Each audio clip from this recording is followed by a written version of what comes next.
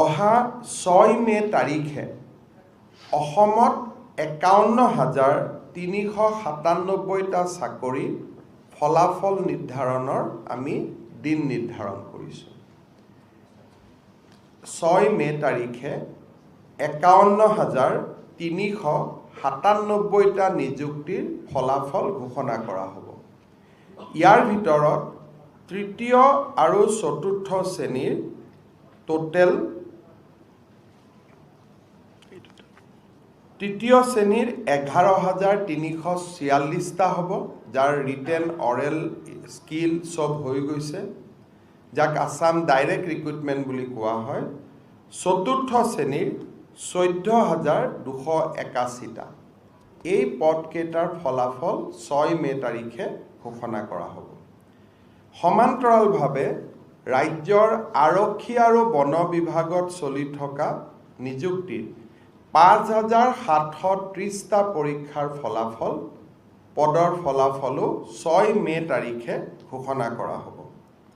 স্বাস্থ্য বিভাগতো চলি থকা বিভিন্ন পৰীক্ষাৰ ফলাফল তৃতীয় চতুৰ্থ লখিমপুৰ মেডিকেল কলেজ আদি সকলো সামগ্ৰী 5,799টা পদৰ ফলাফলো 6 মে তাৰিখে ঘোষণা কৰা হ'ব।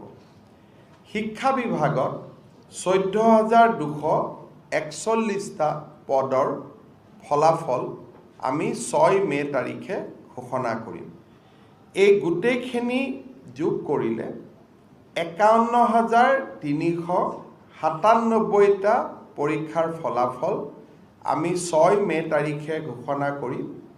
10 মেৰ পৰা 20 মেৰ ভিতৰত কোনোবা এটা উপযুক্ত দিনত আমি গুৱাহাটীত ৰাজহুৱা সভাৰ জৰিয়তে খানাপাৰা ফিল্ডতে হওক বা সৰু সজাই ষ্টেডিয়ামতে হওক এই নিযুক্তি পত্ৰসমূহ আমি বিতৰণ কৰিম।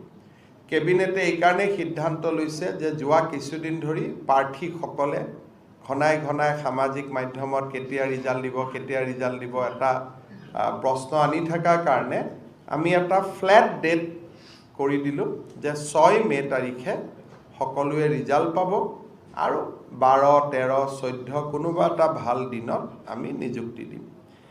এই নিযুক্তিখিনি দিয়াৰ লগে লগে আমাৰ অসমত আমি ঘোষণা কৰা মতে চৰকাৰী চাকৰি নিযুক্তিয়ে 92,000ত ভৰি দিব। ইতিমধ্যে 42,600 দিয়া হৈছে, 94,000ত ভৰি দিব।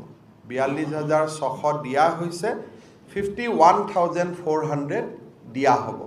গতিকে টোটেল 94,000ত ভৰি দিব, বাকী 6,000 থাকিব।